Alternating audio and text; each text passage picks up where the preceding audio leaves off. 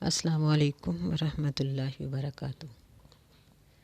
آج ہم پڑھیں گے سورۃ البقرہ کی آیت نمبر 274 سے 276 تک۔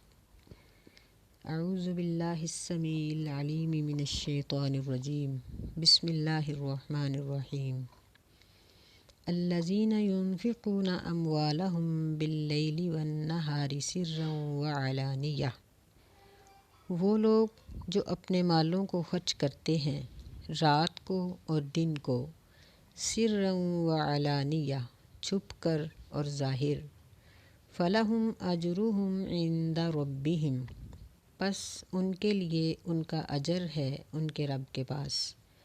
ولا خوف علیہم ولا ہم یحزنون، اور ان پر قیامت کے دن کوئی خوف نہیں ہوگا اور نہ ہی وہ غمزدہ ہوں گے۔ یہاں تک 14 آیات میں اللہ تعالیٰ نے صدقے کا بیان فرمایا، صدقے کا طریقہ، اس کے حقدار اور دینے والوں کے اصول بیان فرما دیے۔ اب ظاہر بات ہے کہ ان تمام لوگوں کے ذکر کے بعد، جن میں صدقہ دینے والے، زکوٰۃ دینے والے، اللہ تعالیٰ کی راہ میں ویسے خرچ کرنے والے، سب کا تذکرہ آ چکا ہے۔ اب جب صدقے کا ذکر ہوا تو پھر اس کے ایک اور بہت بڑے پہلو کا ذکر بھی ہوا جو صدقے کے بالکل منافی ہے، وہ ہے سود۔ یعنی ایک طرف اللہ تعالیٰ جب صدقے کی فضیلت اس لیے بیان فرما رہے ہیں کہ ایک دوسرے کے ساتھ تعاون اور ہمدردی ہو جائے، تو دوسری طرف یہ ضروری تھا کہ اس بات کا بھی تذکرہ کیا جائے جس سے آپس کی ہمدردی کو نقصان پہنچتا ہے اور کسی کے اوپر ظلم ہوتا ہے اور کسی سے جبراً مال چھینا جاتا ہے۔ وہ کیا ہے؟ وہ ہے سود۔ سود کے ذکر سے پہلے اللہ تعالیٰ نے یہ فرما دیا کہ صدقات و خیرات کو چھپ کر یا ظاہری طور پر ادا کرنے والے، ان کے لیے اللہ تعالیٰ کے ہاں جہاں اجر ہے، وہاں ان کا دنیا کا خوف و غم اور موت کا خوف اور غم، قبر میں خوف اور غم، حشر میں خوف اور غم دوسرے تمام لوگوں کی نسبت نہیں ہے۔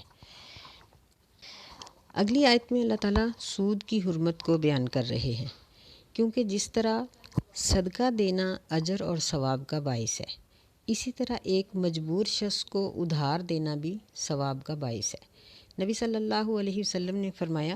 کہ اگر ایک شخص دوسرے شخص کو قرض حسانہ دیتا ہے، قرض حسانہ اس کو کہتے ہیں جو بغیر سود اور بغیر بڑھائے واپس لیا جائے،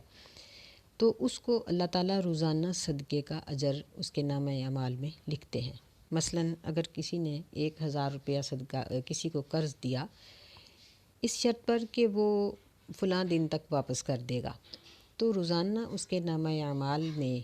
صدقے کا اجر لکھا جاتا ہے۔ اگر وہ شخص اس وقت تک واپس نہ کر سکے اور لینے والا درگزر سے اور نرمی سے کام لے تو اس کا یہ اجر بڑھا دیا جاتا ہے۔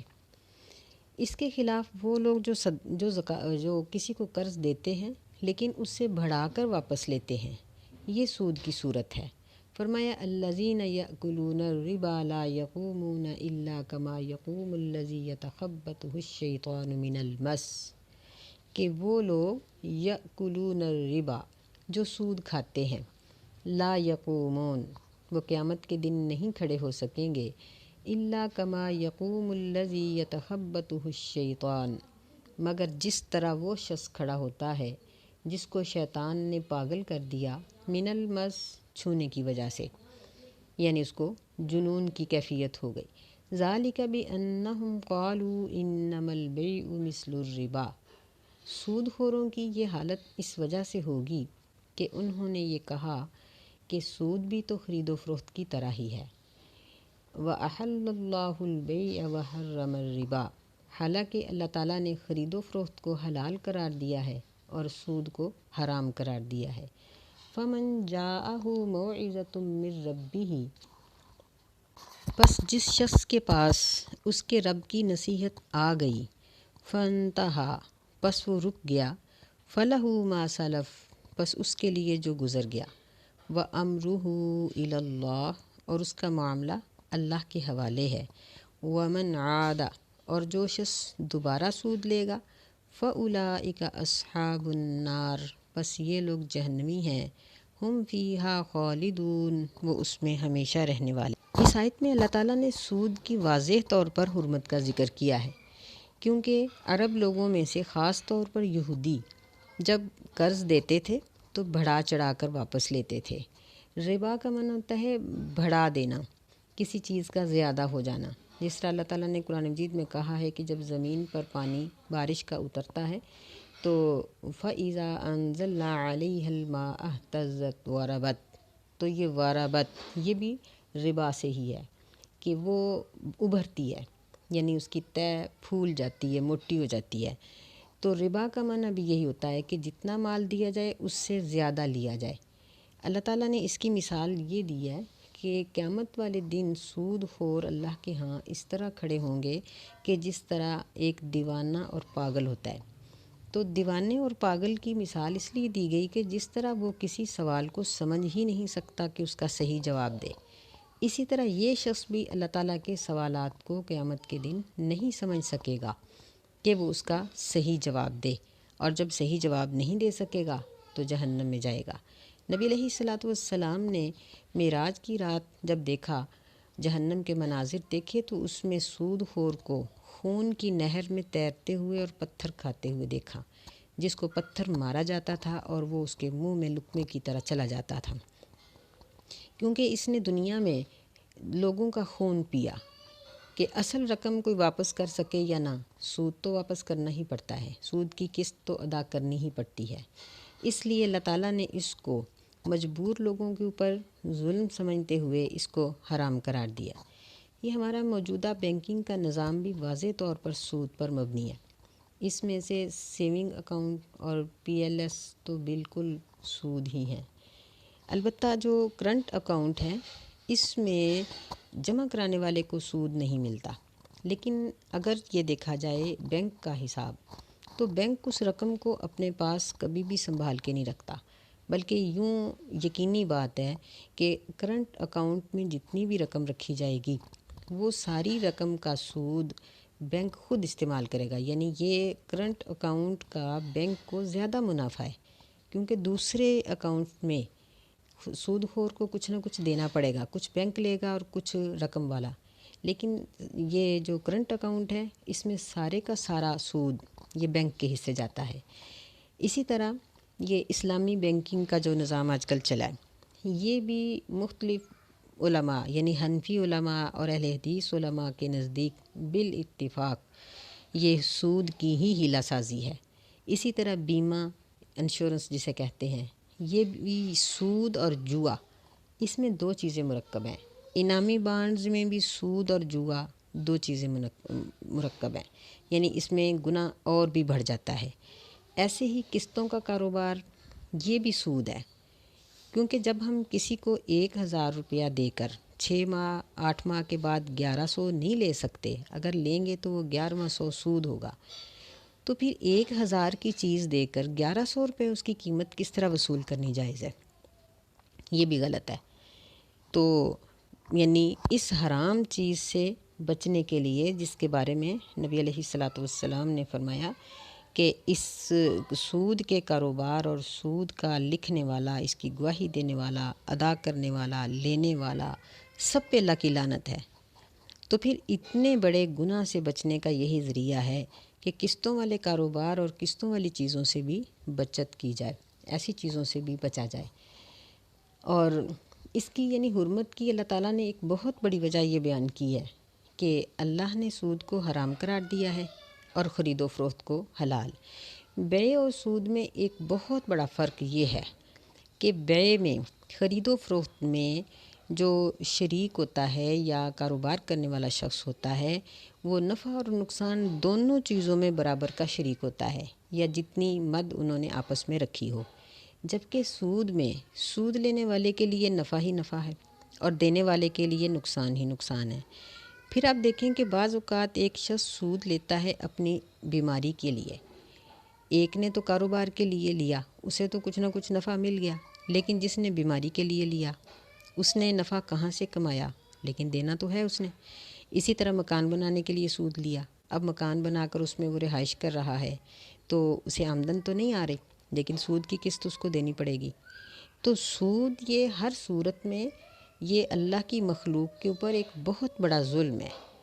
تو اس میں یعنی ایک فرق یہ ہے کہ اللہ نے سود کو حرام قرار دیا ہے اور بیع کو حلال قرار دیا ہے، اور دوسرا ایک واضح فرق یہ ہے کہ خرید و فروخت میں نفع اور نقصان یہ دونوں برابر کے شریک ہوتے ہیں۔ مثلا ایک شخص نے پیسہ ڈالا ہے، ایک کاروبار کر رہا ہے، دونوں برابر کے شریک ہوتے ہیں۔ تو سود میں دونوں نفع کے برابر میں شریک ہوتے ہیں، نقصان میں سود دینے والا شریک نہیں ہوتا، اس لیے اس کو مطلقاً حرام قرار دیا گیا۔ آگے فرمایا کہ فمن جاءہ موعظۃ من ربہ، پس جس شخص کے پاس نصیحت آ گئی اس کے رب کی طرف سے، فانتہا، پس وہ سود سے رک گیا، فلہ ما سلف، پس اس کے لیے جو گزر گیا۔ تو مفسرین کا یہ کہنا ہے کہ فلہ ما سلف سے مراد اگر مال لیا جائے کہ جتنا مال اس نے کما لیا ہے وہ اس کا ہے، تو پھر یہ اس وقت کی آیت ہے، اس وقت کا حکم ہے جب ابھی سود کی پوری حرمت نازل نہیں ہوئی تھی، بلکہ اللہ تعالیٰ نے اس پر مسلمانوں کو تنبیہ کی تھی، خبردار ہی کیا تھا۔ اور اگر اس سے یہ چیز مراد لی جائے کہ اگر وہ رک گیا تو اس کے پچھلے گناہ وہ اللہ کے حوالے ہیں، اللہ تعالیٰ جیسے اس کے ساتھ چاہے گا معاملہ کرے گا۔ وَأَمْرُهُ إِلَى اللَّهِ، کہ یعنی سود کھا کر توبہ کرنے والا بھی اپنی موت تک اللہ تعالیٰ سے ڈرتا ہی رہے اور توبہ ہی کرتا رہے، اس تسلی میں نہ رہے کہ اب میں نے توبہ کر لی ہے تو پچھلا سب معاف، نہیں، یہ تو اللہ کے حوالے ہے۔ اور اگر اس کے پاس مال موجود ہے جو اس نے سود سے کمایا تو اس کے لیے یہ بات ضروری ہے کہ وہ حقداروں تک ان کا پیسہ پہنچائے، وہ مال خود نہ رکھے، وہ اس کا اپنا نہیں ہے، بلکہ جن جن سے اس نے سود وصول کیا ہے ان کے حوالے کرے، یا اس رقم کو کسی اگر لینے والے فوت ہو چکے ہیں یا وہ اس طرح کا چھوٹا چھوٹا سود ہے کہ وہ ہر شخص تک نہیں پہنچا سکتا، تو پھر اس کے لیے ضروری ہے کہ وہ اس رقم کو اپنے استعمال میں نہ لائے، بلکہ اس کو کسی رفاہی کام میں یا کسی اور ایسے کام میں صرف کر دے جہاں سب کا فائدہ ہو۔ بعض علماء نے تو یہاں تک فتویٰ دیا ہے کہ سود کی حاصل کردہ رقم کو جلا دیا جائے، کسی بھی استعمال میں نہ لایا جائے، کیونکہ جب ہم بینک میں چھوڑیں گے تو اس وقت وہ یہودیوں کے نفع کی بات ہوگی۔ فرمایا وَمَنْ عَادَ فَأُولَٰئِكَ أَصْحَابُ النَّارِ، کہ جو شخص دوبارہ کرے یعنی حکم جان لینے کے بعد، مسئلے کو سمجھ لینے کے بعد پھر سود لے، یہ لوگ جہنمی ہیں، ہم فیہا خالدون، وہ اس میں ہمیشہ رہیں گے، یعنی ان کے لیے کوئی پھر معافی نہیں۔ یمحق اللہ الربا ویربی الصدقات، اللہ تعالیٰ سود کو مٹاتا ہے اور صدقات کو بڑھاتا ہے۔ واللہ لا یحب کل کفار اثیم، اور اللہ تعالیٰ نہیں پسند کرتا ہر کفر کرنے والے گناہ گار کو۔ یعنی یمحق اللہ الربا کہ اگرچہ سود کی رقم ظاہراً بہت بڑی ہوتی ہے، بہت زیادہ رقم آ جاتی ہے، لیکن اس میں نفع تھوڑا، نقصان زیادہ ہوتا ہے، خیر و برکت بالکل نہیں ہوتی، بلکہ سود خور کے اوپر اللہ تعالیٰ کی طرف سے کوئی نہ کوئی اتنا بڑا نقصان یا اتنا بڑا خرچ آ جاتا ہے کہ اس کا سارے کا سارا نفع نکل جاتا ہے، پھر اس کے لیے بے سکونی، بے چینی، گھر کے اندر فساد، لڑائی، مختلف قسم کی بیماریاں، پریشانیاں، یہ سب چیزیں اس کو لاحق رہتی ہیں۔ وَيُرْبِي الصَّدَقَاتِ، اور صدقات کو بڑھاتا ہے، یعنی صدقات کی رقم، ایسا شخص جو صدقات ادا کرنے والا ہے، زکوٰۃ اور باقی تمام صدقات کو ادا کرتا ہے، اللہ کی راہ میں خرچ کرتا رہتا ہے، یا کم از کم وہ حلال کماتا ہے اور حلال کھاتا ہے، ایسے شخص کے پاس امن، سکون، خیر و برکت، یہ چیزیں وافر موجود ہوتی ہیں۔ ایسے شخص کو اللہ تعالیٰ بڑی بڑی مصیبتوں اور پریشانیوں سے محفوظ رکھ لیتا ہے۔ واللہ لا یحب کل کفار اثیم، اور اللہ تعالیٰ کفر کرنے والے گناہ گار کو پسند نہیں کرتا، یعنی سود خور اللہ کے نزدیک کفر کے برابر ہے اور بہت بڑا گناہ گار ہے، اللہ سے دعا ہے کہ اللہ ہمیں ایسے بڑے بڑے گناہوں سے بچنے کی توفیق عطا فرمائے۔ آمین یا رب العالمین۔ السلام علیکم ورحمۃ اللہ وبرکاتہ۔